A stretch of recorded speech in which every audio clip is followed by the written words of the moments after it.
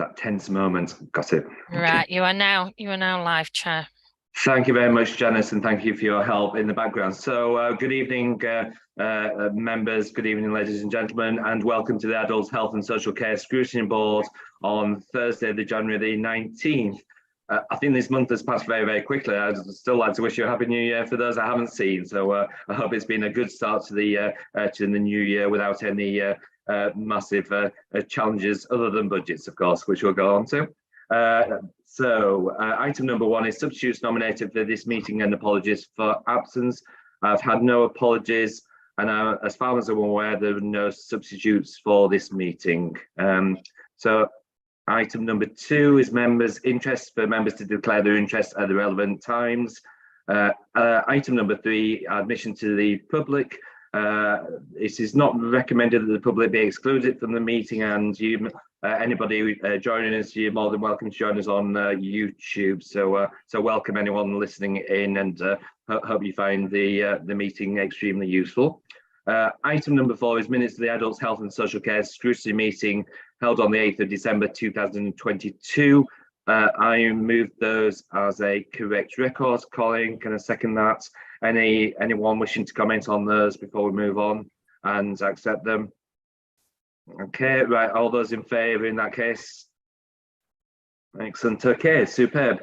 So the challenging item of the evening is the Cabinet budget proposals, and very much welcome Councillor Fenton Glynn and equally Councillor Dacre to the meeting. It's very good that you could take the time to come and hopefully explain some of the budget to us this evening. So I'll pass it over to perhaps Councillor Dacre would like to lead on this first of all.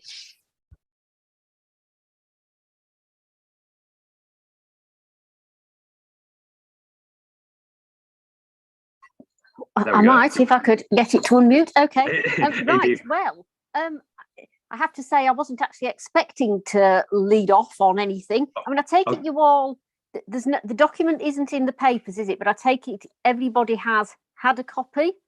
We have indeed, yes. Yeah, and that you've had a copy of the further document that Lee Holden circulated today. We have indeed, yes. Well, I have. I think other members will have received that as well. So my apologies for not giving you any warning for this as well. So no, that's okay. I just presumed. I shouldn't presume. So my apologies. Yeah, no, that's fine. I will do my best to answer any questions. But anything too technical, I would normally defer to finance, and there isn't actually anybody from finance here, I don't think. Unless they're just not appearing on my screen. I was expecting that there would be from something somebody had said to me, but anyway. So there are no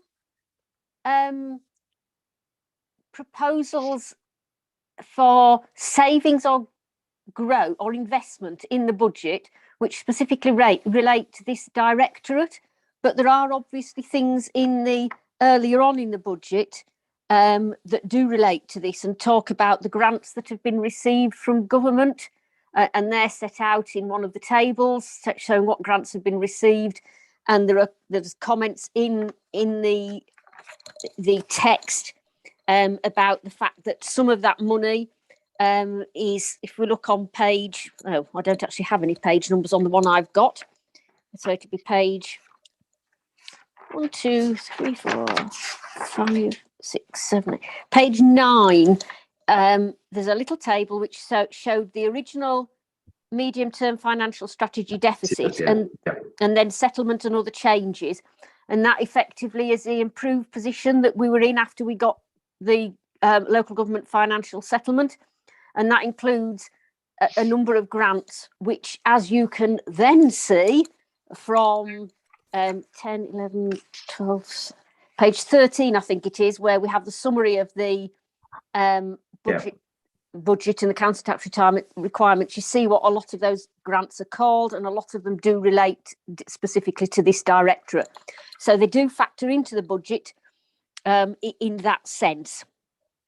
And of course, we all know that adult health, social care and children's services take up a huge proportion of the council's budget, which makes them a very weighty matter for the council. So I think that's all I particularly want to say at this stage, and I don't know if Josh wants to add anything. Thank you, Councillor Dacre. That was most helpful. Was the position better than what we were expecting from central government, or was it? Clearly, yes. it's right. Okay, good. Yeah, that's my understanding. Yeah. Yeah. The budget at various places does note that yes, we are in an improved position than the assumptions that were made. Yeah. And I went to a local government finance conference last week, and the general feeling of that conference from finance officers as well as councillors of different parties was that the settlement was better than had been hoped for. The real gripes still remain around the fact that there is no certainty, because it's a one-year settlement again, when we were promised earlier in the year the 2-year one, and that the elephant in the room remains social care, and the fact that there is no long-term solution on the horizon to that. That's now effectively been put off till the next election, and that's what's crippling councils. So it's just, those were the two big issues, that it's a one-year settlement and nothing's happened about social care to solve that problem. Okay, no, thank you for that explanation. I was sort of going through and thinking I've sort of either missed something in some of the detail. I was just, I felt like I should be asked. There should be things there that like savings, but there are. So thank you for that. I was going mad at first. Right, Councillor Fenton-Glynn, would you like to add anything to the report? I mean, not a great deal. I think Councillor Dacre covered quite a lot of it. Obviously, we remain the highest spending department, as you'd expect, kind of with the number of adults that we look after. I mean, actually, if you look, the key outputs is really interesting, because it's says we have 627 people that we support in permanent residential care, 378 receiving daily care services, plus quite a lot of people who are living independently where we commission their care hours. So you get a kind of idea of the scale and the number of different contractors that we're bringing in, which have a real impact. I think one thing that we're going to do with this kind of time where we've got a bit more of a sort of standstill budget is particularly now we've got new leadership with Kath, spend some time kind of looking at how we deliver services as well, because actually, we don't have the stability of having the settlement. We don't have the stability of knowing how social care is going to be funded, both of which just add a little bit of uncertainty. So what we have to do is make sure that we're delivering the best services for what might be kind of slightly unpredictable times. Within that, I think we're trying to shift some of our spend on social workers away from agency staff to bring our wages more in line with other West Yorkshire authorities, and continue to make sure that our social care providers are the better paying ones in West Yorkshire. But we have the same pressures. It's better than expected, but if we don't get social care right, then a lot of other things go wrong. And I think we're seeing that kind of as part of the national picture. And it's important to make sure that we are doing what we can in terms of our discharge to assess functions, our reablement team, and so forth. And I think those are all things that we're kind of looking at in terms of how we're going to work smarter as well. Excellent, thank you for that, Councillor Fenton-Glynn. I don't have every confidence that Kath has got a good grip on the service, and I think we'll see some exciting plans moving forward. I think so. I have every confidence. I'm not putting any pressure on you, by the way. Right, let's move on to Councillor Hutchinson on the first instance, please. A couple of questions, if I may, Chair. Of course you can. As Councillor Fenton-Glynn has mentioned, the national debate about the fragility of home care market is something that's been referred to many times. Last year, we committed to paying the real living wage, or ensuring that the packages of care that we commissioned were from employers who paid the real living wage. Now, that went up by 10.1% from the 1st of January, because we know that low-income households are much more vulnerable to the impact of inflation than those who are better heeled. I noticed there has been a significant increase in the cash terms of the adult of this directorate's budget, but are we going to be maintaining that uplift in wages to continue to insist that we only commission from providers who will pay them the real living wage? And is that an ongoing commitment? Thank you, Councillor Hutchinson. Kath, would you like to see if you can attempt to respond to that? Yeah, so thanks, Councillor Hutchinson and Councillor Bagborough. Certainly that is our intention, that we continue to make contingency to make sure that we provide for and also stick by the ethical care charters, and that we've made that commitment. I just had a conversation as well about personal assistants who are paid through direct payments, and how we can look to achieve the real living wage for them as well. So it's an ongoing piece of work, but yes, we certainly intend to keep up that commitment. Thank you.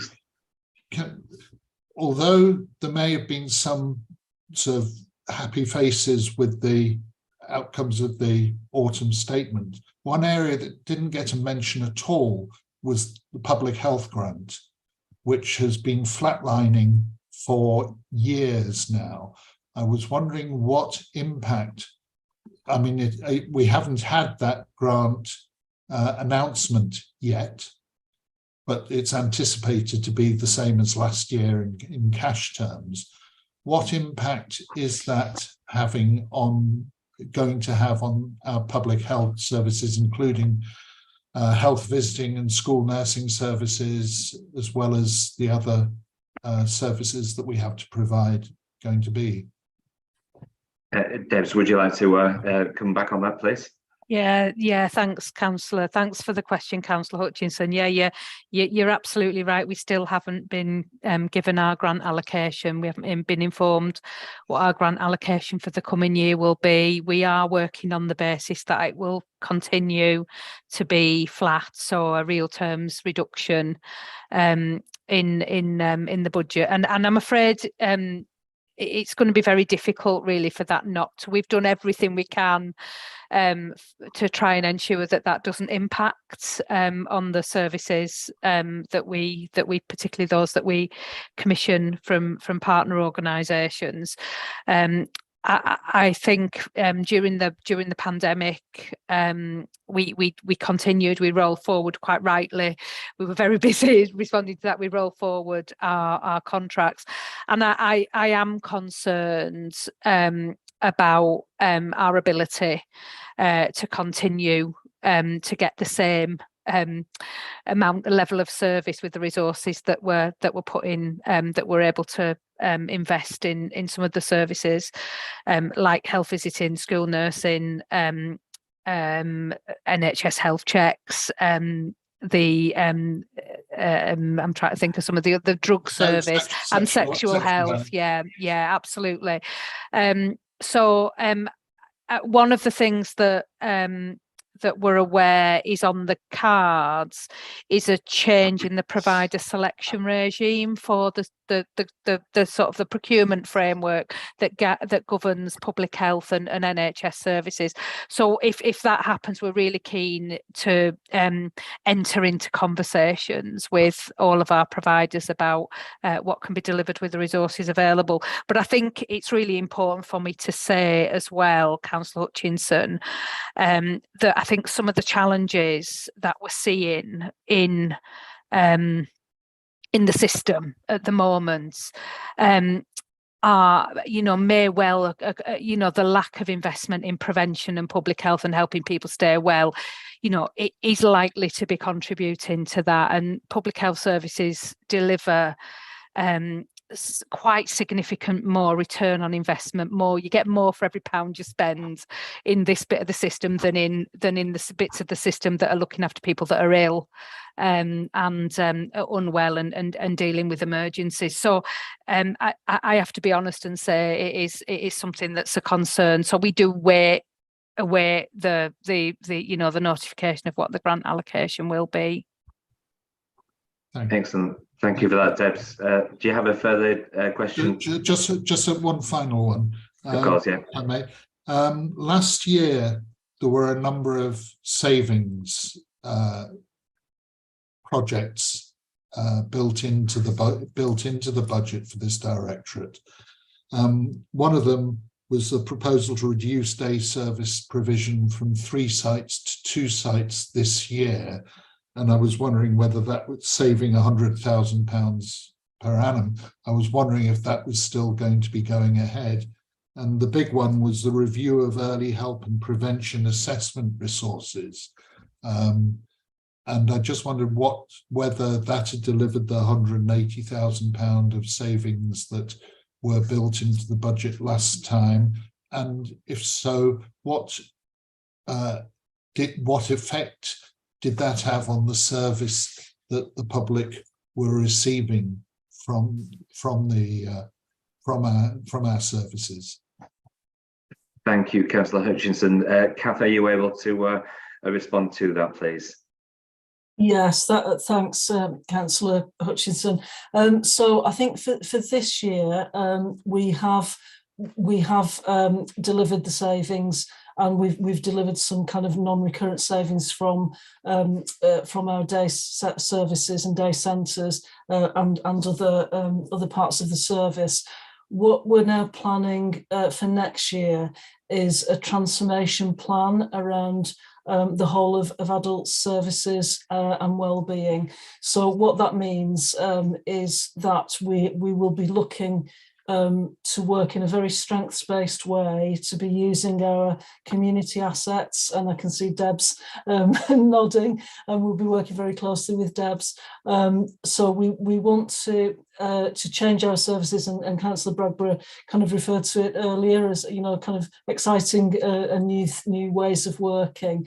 So we want to change the way that we work and our services work in order to make sure that we deliver the best type of services with the maximum choice that promotes people's independence and also is the best value for money. So that might be in terms of some of the day centres moving away from those buildings-based services, but using other community assets. And I think there is definitely a piece of work that we need to undertake to consult with people, to co-produce the future services with people.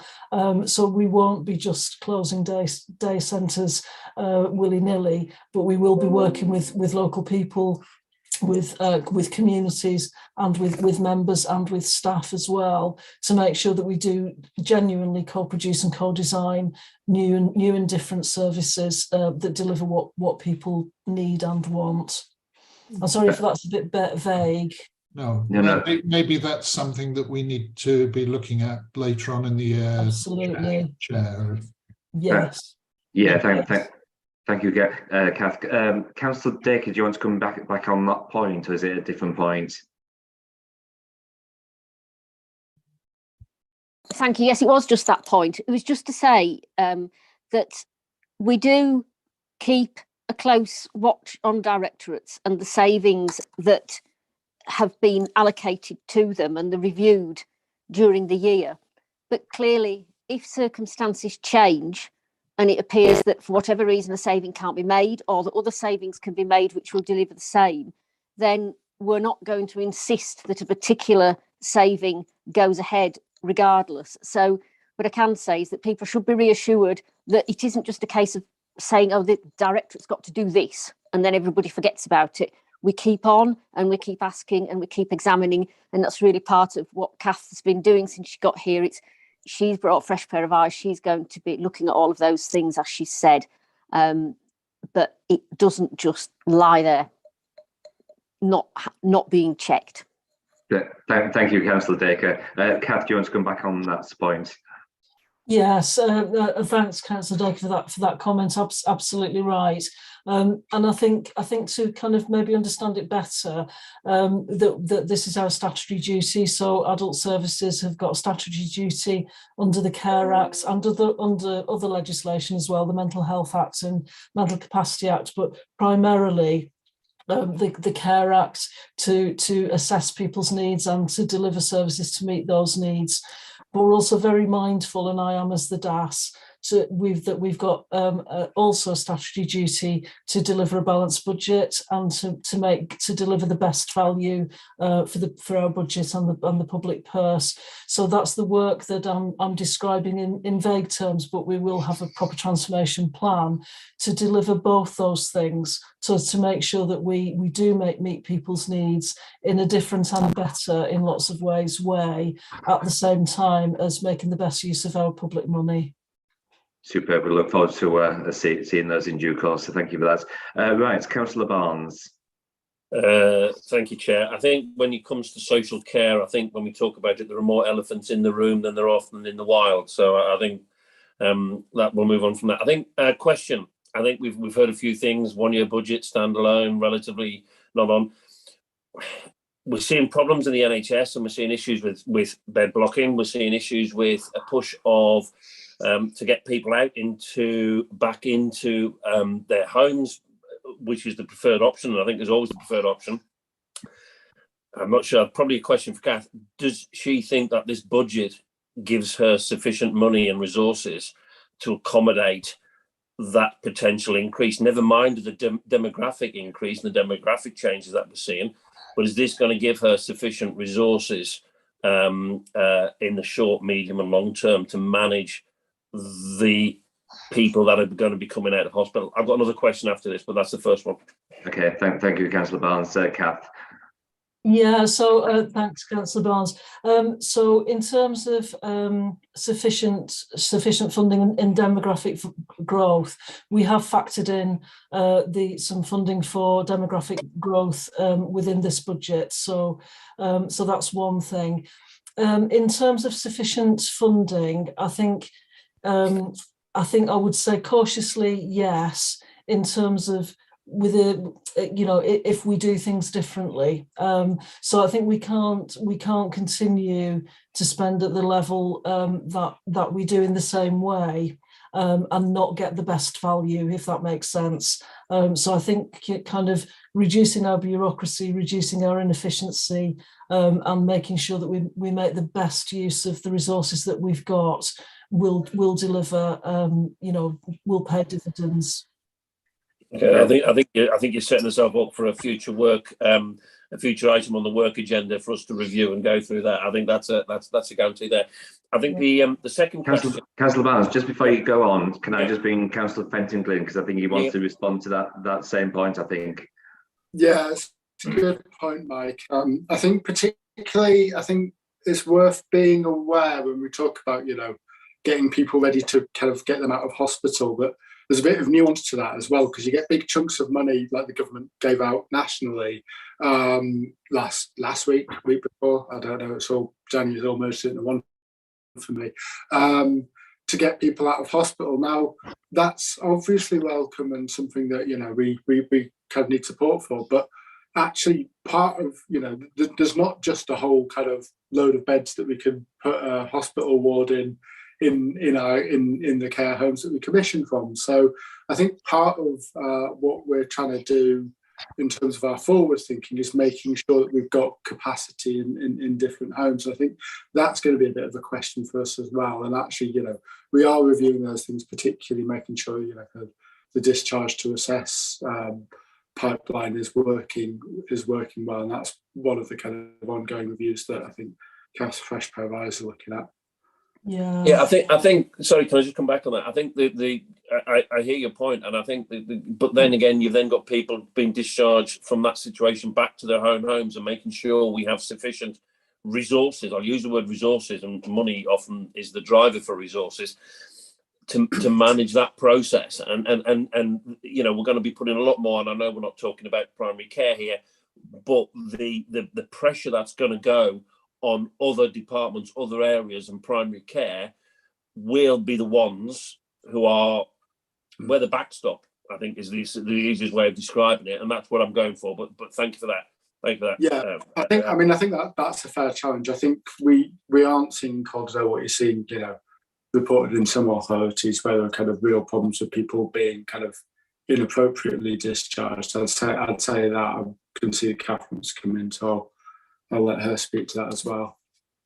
Kath, if you'd like to come in, thanks, thank you. Yeah, so it was just a point, just to be clear about what I just said previously. So I think there's the budget that we've got now that I was commenting on that we were agreeing, but then the nature of the temporary funding around discharge is very clearly a challenge to what adult social care needs nationally and generally is a sustainable position, and that's what we've not got. But I think in the short term we need to do as much as we possibly can, with the resources that we've got in a different way.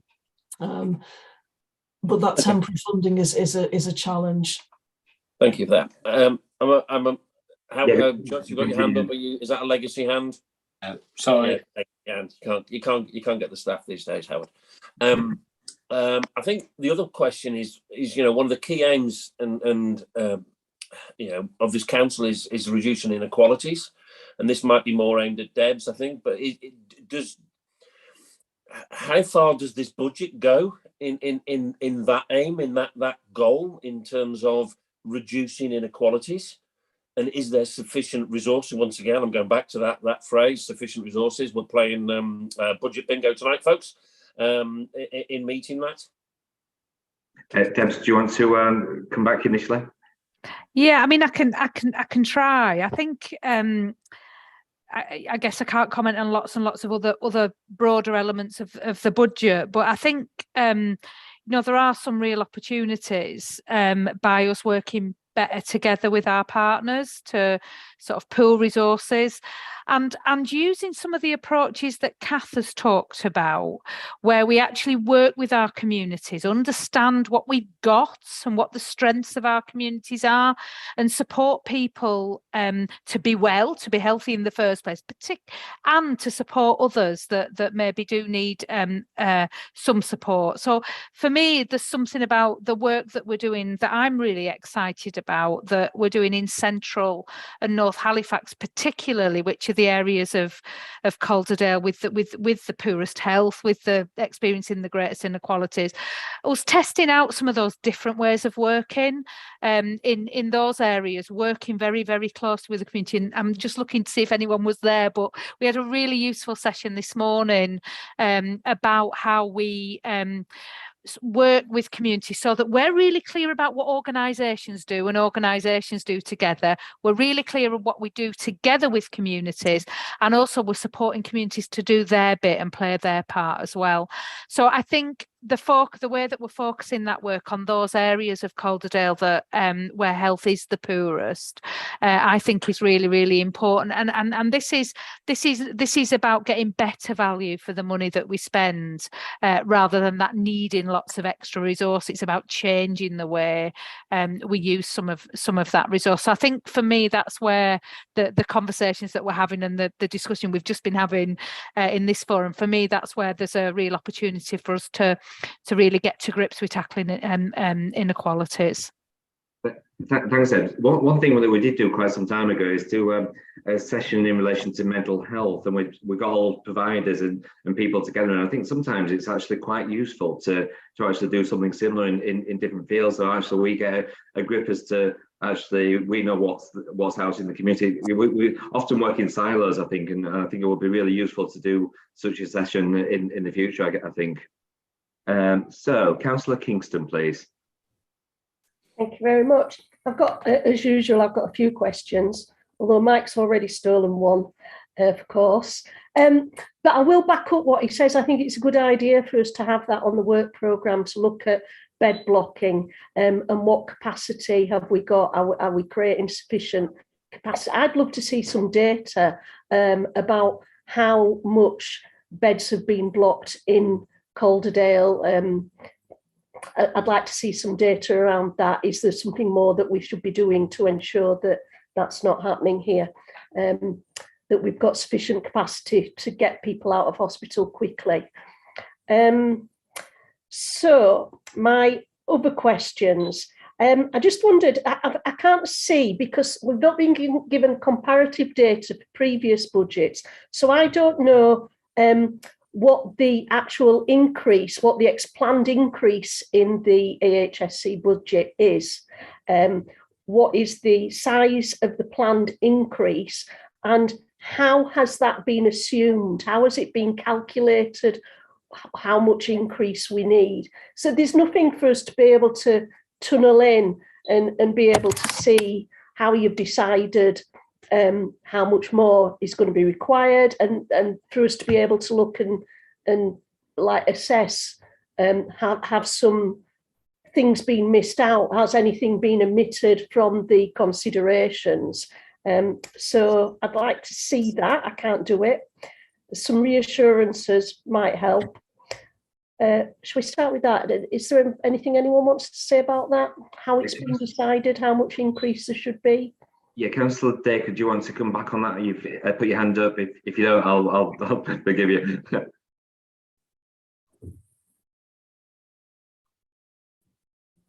Sorry, for some reason, just the touch screen doesn't work very well. Right, well, I think it was mentioned before, but if you look in this year's budget, it refers to the fact that, for instance, we'd built in £2 million of I'm going to say democratic, but demographic growth. So on last year's budget, we assumed that we'd need 2 million extra. And then if you then look, I mean, yes, we talked about this, I think, at the Labour group, about the possibility of next time, in any event, putting the budget summary and council tax requirement for the previous year in this bundle so that you could see that at a glance. So you can go back to last year's and look. There's nothing to stop you doing that. And if you do that, which I was doing earlier on, you can see the differences in the overall budget for adult services and wellbeing. And then this is in the budget summary as a whole.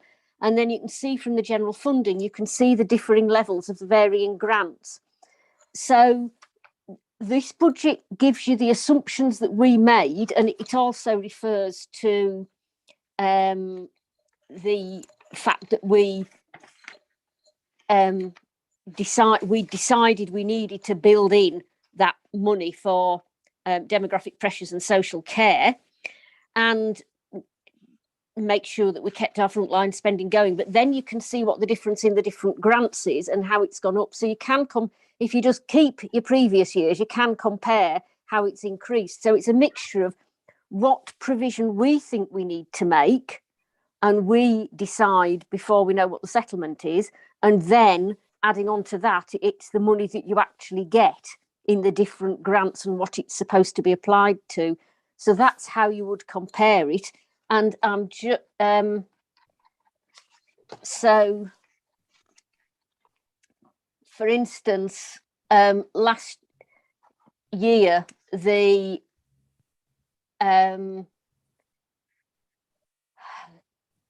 mean, it's difficult because the figures are all different, but the net, because there's gross expenditure, gross income and whatever, and then the consultation budget. But last year, the consultation budget for adult services and wellbeing was 61,323. This year, it's up to 70. So, sorry. 61 million, actually. 6 million, sorry, I'm getting my numbers. Yes, I was just looking at so it's gone from 62 million to 70 million. So that's the actual figure in the consultation budget. But if you actually compare them, you'll see there's, as I say, there's the gross expenditures of the income we get, and then there's a net expenditure, and then there's the budget figure. But you can get all those, but you do have to go back to last year's. And as I say, I think we'll discuss putting that last year's one in this year, in when we do it next year. Yeah, that would be good. Yeah, thank you very much. I did wonder, while I was looking at it, are there any plans for reducing out of area costs? I know, for example, in CYP, they're working on that. They're opening new children's homes. Is there anything that we're doing or planning to be able to reduce our out of area costs? Because I presume that our out of area costs come at a greater cost to us than it would be to source provision in area. Not really. It's about if you're commissioning a place in a home, it's not as great a difference. There's not the kind of in CYP there's a really damaging market around children's homes, which then leads to people going out of area. There's not that pressure on adult health and social care cases. Sometimes when people are out of area, it's because they need specific specialist care, and on other times it's because that's where their family are, but they were previously nominally residents of Calderdale. So it's not quite the same point on the budget as it is in children's. There wouldn't be a saving if we brought these things in house. Okay, thank you very much. And then I wondered, I think most, if possibly all, of our social care now is provided via contractors. It's all outsourced. Am I correct about that? We don't have any in-house provision? Depends what you mean. So a lot of the kind of the enablement team, for example, will be in-house, but the kind of the direct delivery is generally through providers of various forms.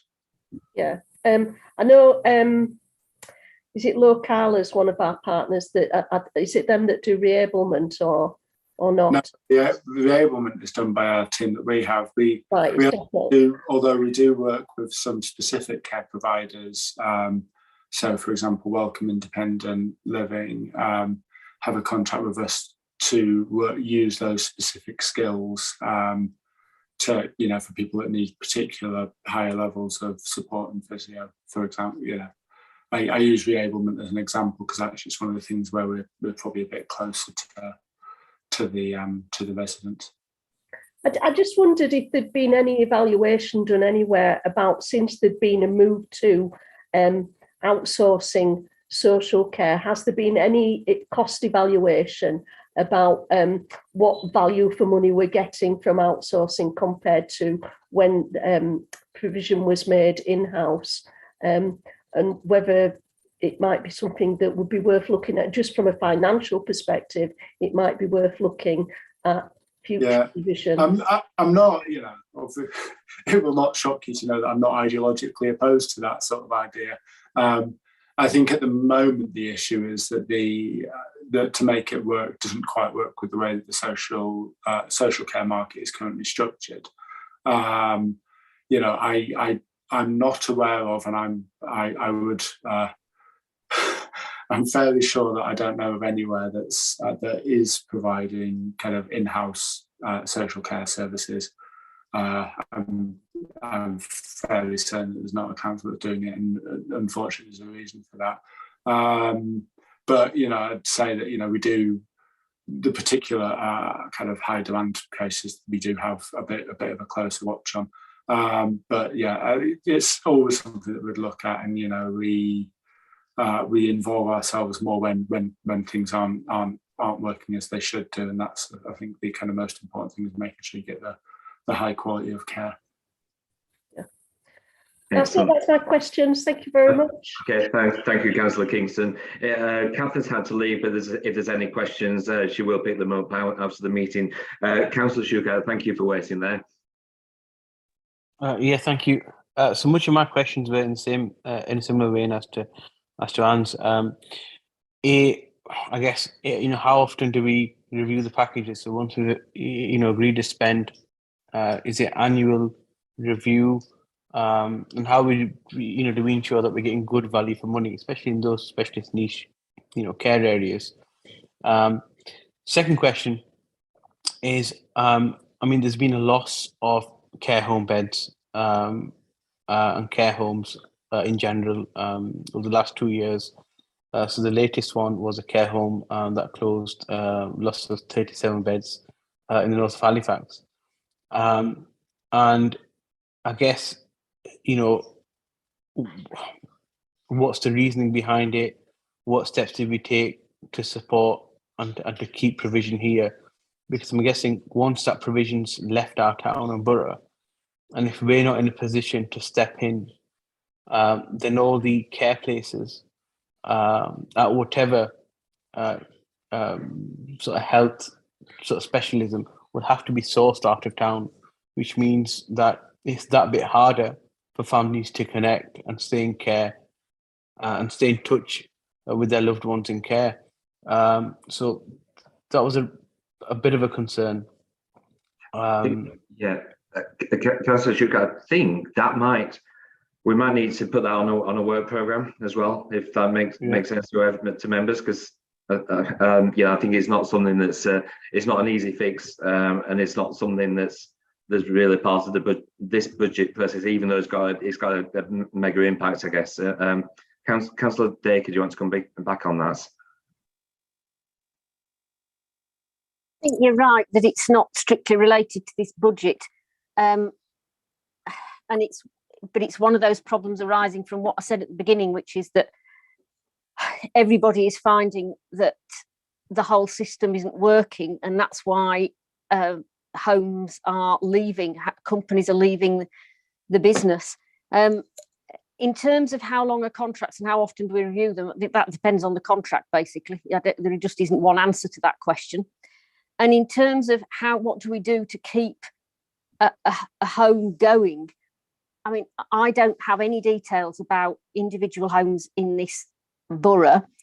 I suppose what I'd say is that you may have seen in the news one of the heads of one of the care homes association demanding a particular rise. I can't remember what he was demanding, whether it was 10 or 20% inflation or a doubling of fees or whatever it was. And it is impossible for councils simply to accede to whatever a home demands in order to keep that home going.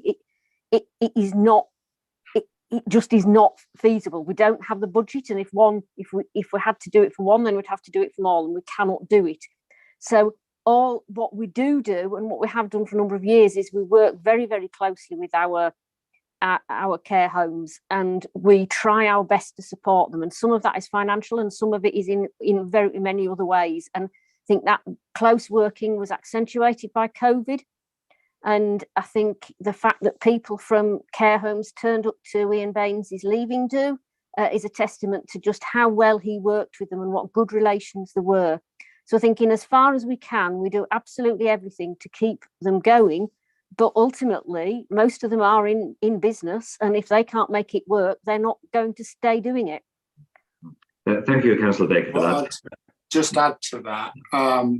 So in terms of, I think, Faz was asking about individual care packages as opposed to kind of recommissioning the care services. I can't tell you the exact details on individual care packages, although I do understand it varies from person to person.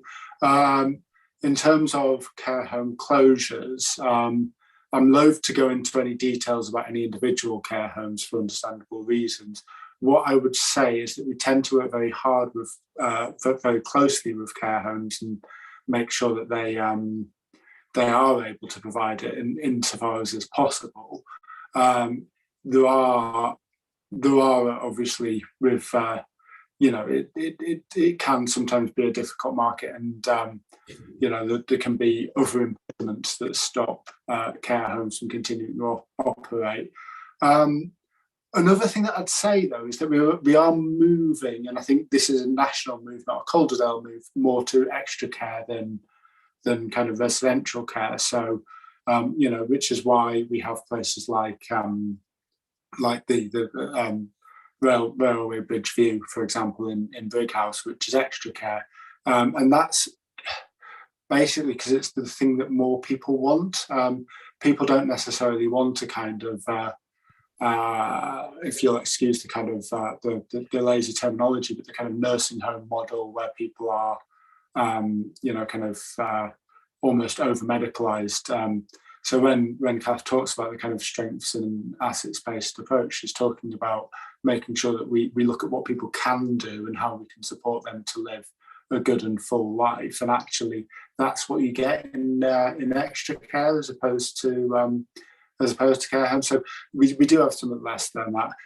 I do absolutely take on board your point. And I think actually about families, and I think where it really, really hits is when there's a need for certain specialist provision. And that's something that, you know, it's quite difficult to find. And that's one thing that, in terms of our forward-looking work, we are looking to make sure that we provide for those specialist provisions, and we're doing, I hate the word horizon scanning, but it's the only word that comes to mind at the moment. We're doing some horizon scanning to look forward in terms of our demographic in Calderdale, to make sure that we are providing the appropriate care home places moving forward, because I think we've not always got that right, and that's some work that we're doing at the moment. Thank you. You've just reminded me, actually, we'd love to have a view, a view of railway view, if that's possible, to arrange an actual visit, you know, for members. I think it would be really nice to actually see, you know, the number of years it's taken to actually build. It would be really nice to see what it's actually like and get a feel of the actual place, if that's possible at some stage. It'd have to be arranged with the provider, but I'm pretty sure that if Mike emails Sean from my team, then we can make that happen. Splendid, super. Mike Lodge, please. Just if members have finished their questions, just to say two things. One, the point that Councillor Showkat raised, we have in the past had, one of the responsibilities of the Director of Adult Services is to manage the market, just to make sure that the market's working properly. And we have had discussions in the past involving providers. And if the board's happy, we can certainly build that into a future meeting.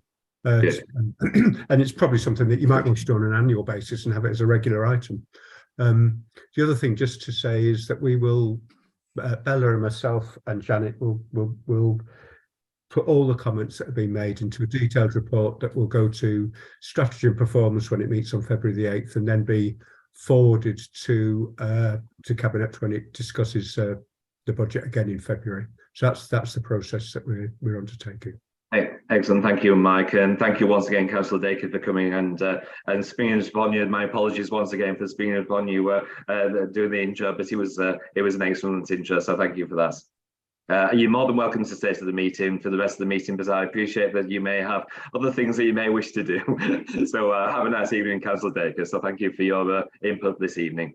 Okay, so we now move on to item number 6, which is maternity services.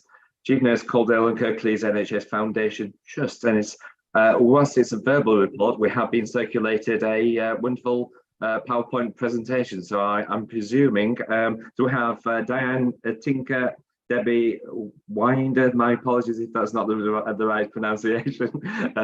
So who would like to lead? Diane, would you like to lead on this? Yeah, I think Lindsay might want to introduce herself first. My apologies, Lindsay, as well. No, that's fine. Thank you, Kirsten Ladborough. So we've provided a brief update for you in terms of coming back to provide that update of progress against the Ockenden review. I'm sure members will be aware that the East Kent report has also been published since we were last here at the Overview and Scrutiny Committee. So we've just covered some key points from that review just to share with you. We're also going to provide an update around the current position around continuity of carer models and where we are as a trust against that. And then we've just updated you on some of the service developments and updates that we wanted to share with you since we were last here that we've put in place. And then just a brief overview of further actions that we're implementing at the moment. So and then we'll be happy to take any questions regarding that. So I'll hand over to Diane as our Director of Midwifery, who will go through that slide pack with you. We'll keep that brief. Thank you. I'm sure you will. You've been to one of our meetings before. Okay. Now we did send it. Bella, will you be sharing that for me, or do you want me to share the? I haven't got it up at the moment, but I can if you would prefer me to share. I don't mind. I can share my screen. That's okay. It's just I would prefer to see the faces if I could. So if you could share, that would be great. All right. Yeah, will do. I'll just find that. Thank you. I'd just like to say thank you for inviting us back again to give you an update. We're really pleased to be here to share not only where we're up to, but the good work that we do within the maternity services at Calderdale and Huddersfield. Super. It's always good to have people come back. We don't like to scare people away. Just waiting for Janet, would you be able to enable screen sharing, please?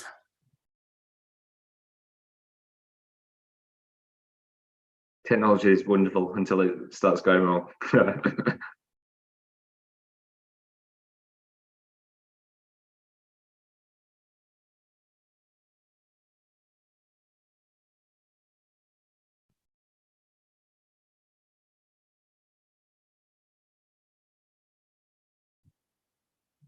There we go. Okay. Yeah, first slide, please. The next one. Yeah, so we just come and give you. So I know you were all aware because we came and talked about Ockenden, but this is just an overview for anyone who's not aware. So Ockenden was published, the final report was published on the 30th of March, and it's a report by Dame Donna Ockenden, and it's a review into maternity services at Shrewsbury and Telford NHS Trust. And what they did find, they found some thematic patterns, which was failures in governance and leadership, failure to follow national guidance, failed to escalate and work collaboratively across disciplines. Reviews were not multidisciplinary, and there was a lack of oversight by the Trust Board. So the initial report was out on the 10th of December. So this was an interim, and they actually made 7 immediate and essential actions. And these were regarding enhanced safety, listening to women, staff training, complex pregnancies, risk assessments, monitoring fetal wellbeing and informed consent. And when we last came to you, we'd done a self-assessment and we were awaiting a review by the regional team, because the regional team were visiting our maternity units to actually test our own self-assessment. And actually when they came to see us on the 28th of June, they assessed us as being compliant with all 7 immediate safety actions. So we was really pleased with that. So that was a really good and positive visit off the regional team. So then next slide, please. So then there's 15 other further immediate safety actions, and these were regarding what's there. So safer staffing, escalation, governance. Now these are not mandated at the moment. They're not mandated, but what they've asked is, they've asked can actually Trust work towards them. Next slide, please. So that's what you're saying there. The 15 are not immediate actions, but the Trust are encouraged to work towards them. And what we did, when we immediately got the actions, we RAG rated ourselves, and these were included in our overarching maternity transformation plan. And we give regular updates to both divisional and Trust. And we've also established a confirming challenge for our overall arching transformation plan. This is undertaken by myself, our CD, the General Manager, Quality Governance Lead, and we're having oversight and scrutiny from the Associate Director of Quality. So just to give an oversight where we're up to at the moment, we've got in Ockenden 2, there's 92 actions overall. We've got 11 what have not been started, we've got 44 in progress, and we've got 37 are complete. And I know one of the questions you might ask is why have we not started the 11? But the 11 we're waiting for both national and regional guidance. So one of them is about a labour war coordinators must attend a fully funded national recognised course. We're still waiting for that course. So some of the things are out of our control, but we've got in progress and completed, as you can see, a large proportion of them. Next slide, please. So then we just included a little bit on this because following both the East Kent and the Ockenden, they made recommendations about continuity of carer. So continuity of care was first introduced following Better Births, but following it, there's been some discussions around whether we should continue doing it. The Trust received a letter on the 21st of September stating that in light of the continued workforce challenges that maternity services face, they will remove all targets, and that services should work both locally and regionally to actually look at their own plans. So off of the back of this, I took a recommendation to the WEBAR Executive Board and actually made the recommendations that we really needed to revisit our plan, which was to recommence it on the 20th in January 2023. It was agreed that we should pause it, and actually I should work with both the regional and national team to develop a new trajectory and plan, which we're in progress of doing. And we'll be taking myself and Lindsay are due to take a report back to our board in April of this year. Next slide, please. So then East Kent. So East Kent was published in 19th of October 2022, and this was an investigation into East Kent. And what they did find, I've just summarised it there for you to read, they found that they were suboptimal care, but they found that there'd been no learning really between 2009 and 2020. There'd been no discernible improvement in the outcomes or in the suboptimal care. Next slide, please. So actually, what did they identify? They identified areas. So it was failures in teamwork, failures in professionalism, compassion, failure to listen, failures around investigations, and failures when responding to investigations. Now, off the back of East Kent, they haven't actually made recommendations, because what they've actually said is they're going to actually pull together everything from the Ockenden and the East Kent, and they'll publish a national delivery plan for maternity services this winter. So we expect that actually to be actually January or February this year. And it's going to bring together all the actions for maternity services, including next steps to improve continuity across all professional groups. Next slide, please. So then we just wanted to share a few of the developments and the updates, what we've done since we've been last with you. So we work closely with our maternity voice partnerships. We've had a 15-step challenge, which was very positive. We got an action plan from that, and some of it was around signage, which we've worked with Lindsay as our chief nurse to actually improve. A lot of our updates around services are around employment of staff. So we've actually got 2 new health advisors appointed to look at our, and they're working with the Yorkshire Smoke-Free Homes. We've appointed a bereavement lead. We wanted to strengthen our bereavement service. I think when you remembered last time we came, we had a lot of talk around bereavement. So we've appointed a Band 7 bereavement lead to actually look at our bereavement service we offered. We've appointed a Band 6 governance midwife. So this is to work with our governance team, and this is because the areas that we need to look and strengthen are our governance. I feel we've got a really robust governance process at Calderdale, but we need to always be looking at how we can improve. Again, when we last came, we talked about perinatal mental health. We talked about mental health being an increasing issue. So we're actually out for recruitment to 2 perinatal mental health midwives. They will work with our perinatal mental health lead. And we've heard a lot about public health and how investing in public health can actually save funding and also actually improve outcomes. So we have got a public health lead, but we're actually recruiting to a further public health midwife to work with our public health lead. Next slide, please. We need to be looking at how we can develop our service as well. We know that midwives are not out there at the moment. We know there is an issue with recruitment and retention.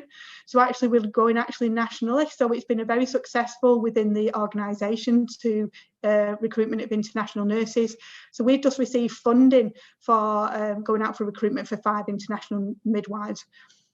We've also actually looking at, we're also looking at any other ways we can improve things. So we know that induction of labour, we've seen an increase in induction of labour over the last 5 years, and we're actually doing a piece of quality improvement work, which will be working with women and staff about how we can improve our induction of labour process. Again, we talked about bereavement. We've had bereavement training from SANS. And what we know is when they talk about the reports, we know about a lot of it about teamwork and how we behave with each other. So within maternity, we did a month of civility, and civility saves lives, which was really well received, not only within maternity services, but within the organisation. And we're actually looking at doing some work within the whole organisation around civility. So if you're not aware what civility is about rudeness. And if you treat someone rudeness, a colleague, a patient, actually we know that safety can be impacted, because if you treat someone with rudeness as a colleague, we know they may not escalate when they need to in future. So we've done a really big piece around civility. And we're really pleased that actually we've got some new fetal monitoring equipment in place and digital tarts. Calderdale and Huddersfield Foundation Trust is a really digital advanced trust.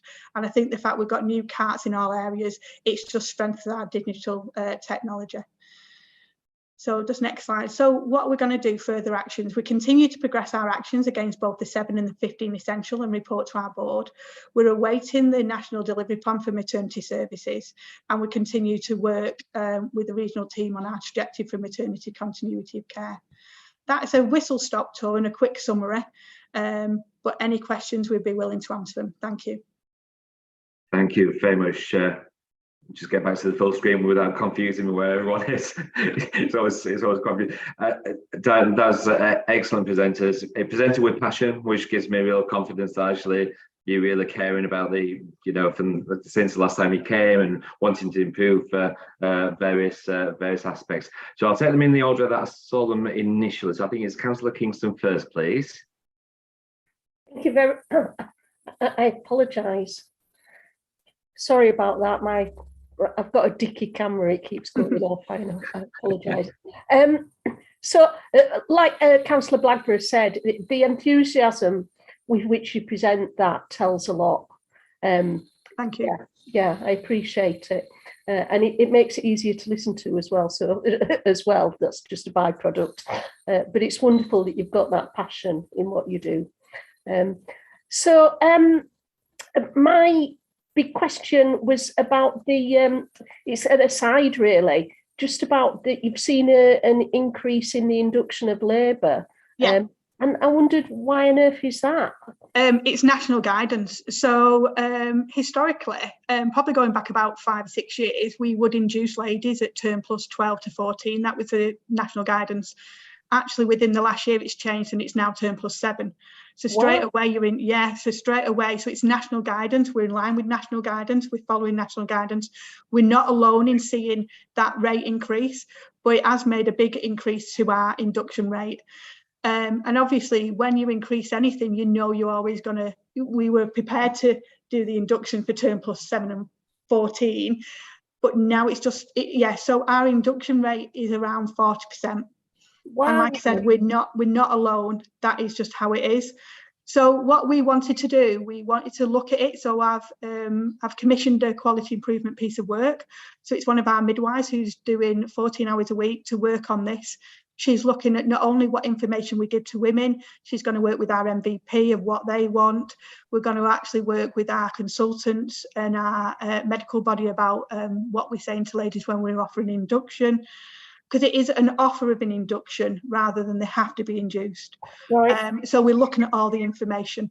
So yeah, I'm really keen to do. So that's why I've commissioned it as a quality improvement piece of work, so that we have actually a written piece of work which we can share following the completion.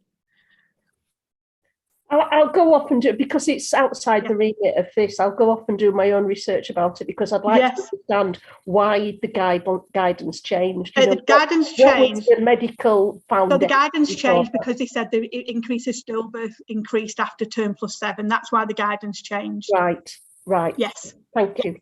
No. Yeah, and if you ever wanted to drop me a line and I could have further conversation, if you're interested in it, I'm more than happy. Right. Thank you very much. That's it. Thank you, Councillor. Thank you, Councillor Kingston. Councillor Hutchinson, please. Thank you, Chair. Obviously, staffing is a key issue and it's something that's flagged up over and over again. Yeah. Aside from the specialist midwife that you've flagged, that you've recruited to or are recruiting to on slide 9, what gaps exist in the midwifery workforce beyond those? You know, because obviously that's a changing picture. People come, people go. Yeah. So we just got gaps overall within our midwifery workforce. So and again, we're not alone. There's a national shortage of midwives at the moment. And what we have seen is I do all my own exit interviews to actually see people leaving, why they're leaving, to see whether we can actually retain them. Is there anything we can do to keep them? Or is there any themes? So actually, more recently, what we have seen is we've seen people leaving for promotion, which you'll always get, or we've got people leaving midwifery. And I think people are feeling vulnerable. I think Ockenden has made people feel quite vulnerable, and that it's an area what is making them feel vulnerable. So we did see that. We have seen our attrition rate reduce recently. We're doing a lot of work around retention and recruitment. So our newly qualified midwives, we have got 2 midwives who support them in clinical practice to see whether they can be embedded and support them. I'm also only went on Monday to the university to speak to the students who will be coming up to qualify in September, to actually talk about what we have to offer. We do regional recruitment, but we're also wanting to get in there to get to the students to see whether there's any reason why they wouldn't come to work with us, and if not, why not. Part of the exit interview did say that, about culture, so that's why we did a big piece of work on civility. So we're doing everything we can within our powers to actually retain and recruit staff. But yes, we are short because there is a national shortage of midwives. Okay, thanks. Within the Ockenden reports, they've suggested that thought should be given to increasing resident consultant obstetrician presence within units. Yeah. Where is CHFT with that? So we don't have resident consultants at the moment. We do have on-call consultants, but what we are doing, we're reviewing our old consultant body, because actually at the moment we have a joint rota where you are a gynaecologist or obstetrician. So we are looking at a split rota, and with that we'll be reviewed around on-call processes. So that is something that we're actually in discussion with the organisation at the moment with. Okay, and I think last time we were told that funding was needed for 1.4 full-time equivalent specialist registrars in paediatrics and neonatology to reinforce the on-call cover for that. Okay, yeah, so that is because of the level of unit we're a level 2 neonatal unit, in an ideal world, you would prefer to have a neonatologist on each night and a paediatrician on each night, so you'd have 2 registrars. Right. They have secured funding to get that for 2 nights, and they're looking at where more funding can be secured. So yes, it has improved since we've last been to see you for funding, but it is still work ongoing. And one last thought is, how can we be confident that parental reports of reduced fetal movements are always addressed thoroughly? How do we know that they are? That's a really difficult one, because I would like to say they are taken seriously, and we do see a lot of ladies with reduced fetal movements. But that's a really difficult question to answer. But what I would say is, when we review any cases where there's been an adverse outcome, one of the questions we always look at is, did they present with reduced fetal movements, and actually what actions did we take? So we're always looking at, and I know that's a retrospective when there's been a poor outcome, but actually we do PMRT, which is a perinatal mortality review tool, and the question's always asked. And it asks us, do we share information leaflets with the lady? Have they had information about reduced fetal movements discussed with them? And actually, did they ever present with reduced fetal movements while baby was still alive? So we do it retrospectively like that. And whenever I do, because I do them perinatal mortality reviews, we're always really good with what we advise ladies. Okay, but so that's a retrospective. The answers that come back are generally, we've covered all the bases. Yes, or we've invited them in, or they didn't present with reduced fetal movements before. But yes, that's what I can assure you, that when we review them, we do take it seriously, and we've always shared information with the ladies and invited them in. Thank you very much. Thank you. Lindsay, would you like to come back on that as well? Yeah, and we also, Councillor Hutchinson, have a really strong governance programme with the maternity safety champions, which is made up of an MDT approach into that, where we review that. So again, that's a really strong lessons learnt, a process across maternity services. Thank you, Lindsay. Councillor Brundell. Thank you, and to echo the thanks for coming back to us with the update. I wanted to pick up on something that I know was mentioned at the meeting back in June, I believe by Councillor Kingston, around the mental health and the fact that it was seen as having been marked quite harshly. I know you've mentioned kind of the recruitment around that in that presentation. Just wondered if there was any more of a broader update you could give us around what's happened since. I know there was talk of kind of a transformational plan back then. It's would be good to just get a bit more on that. Yeah, so obviously we already had a perinatal mental health lead, and actually she's worked a lot with the CCGs, etc., with the provision for perinatal mental health. And I do feel that actually for what I want the perinatal mental health midwives who we're recruiting to is to focus on the ladies who have not got a diagnosis, as in, I think there's a lot of input for people who've got a diagnosis, there's a lot of support, both within maternity services. So I feel that is quite a strong area. So what we want to do is strengthen the ladies who have not got a diagnosis but need that additional support. So I do feel that the actual recruitment to the two midwives will actually really strengthen it. But I already feel that actually that our perinatal mental health lead does work really well with all our partners within it to actually provide a really good service for ladies. I don't know whether that's answered your question. Yeah, no, it has. Thank you. It's provided a bit more detail around it. So thank you. Yes. And she's really into trauma-informed consent. And so she's doing a lot of work around that trauma-informed as well. So she's really quite keen on that. Excellent. Thank you so much.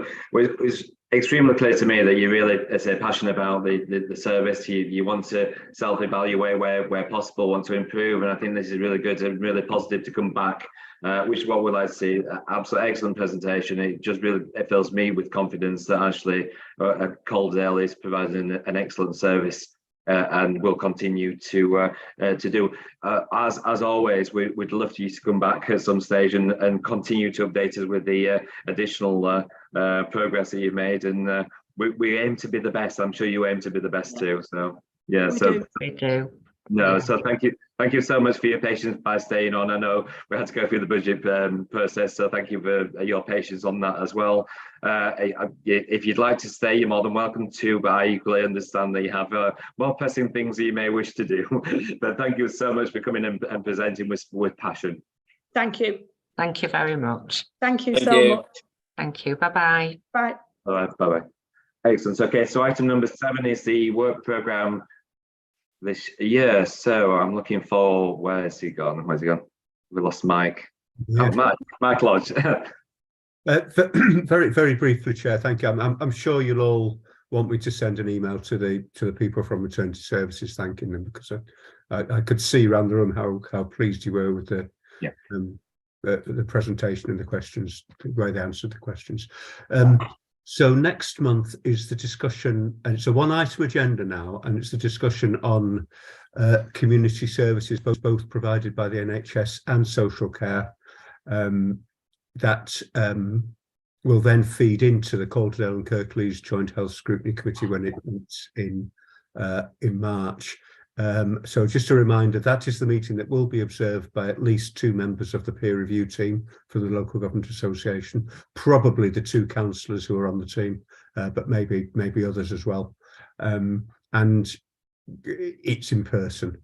I'm meeting with Kath and Debs and Rona Radley from the West Yorkshire ICB and someone from CHFT, I can't quite remember who's coming from CHFT, to make sure, or to do our best to make sure that they address the points in terms of data requirements and comprehensiveness that Councillor Hutchinson in particular has raised, but also to make sure it's consistent with the approach that Kirklees are taking, so that when it does go to the joint committee, there's a comparative approach. I do know that Debs in particular is keen to almost not use the phrase out of hospital, but to use the phrase community. But I'll be and I think that's right, that's absolutely right, but I'll be working with them to make sure that it does feed into answer the questions that the Joint Scrutiny Committee has got. So that's your next meeting. Bella and myself have been talking in the background, and we've got 2 or 3 items from the budget discussion to add to your work programme for the rest of this municipal year and going into the next year. So I think that's all that I wanted to say about the work programme, unless any members have got any comments to make. I think just the other one that's running in the background, where we, quite a number of meetings we've been conducted and planned in the next few weeks is the care scrutiny. Oh yes, sorry. The buying our care report. So the joint working party with children is ongoing. There's several meetings now set up between now and the beginning of February. Still with the objective of you having an extra meeting to hear the outcomes of the work of that working party. It is a fairly intensive piece of work. It's quite a challenging piece of work, but I'm really hoping there'll be some real valuable outcomes from that. I think everyone's very keen that we stick to the timescales. Apart from anything else, we can't do it in the pre-election period. So we've certainly got the pre-election period at the end of March as an absolute deadline on that piece of work. But we're still aiming for the end of February.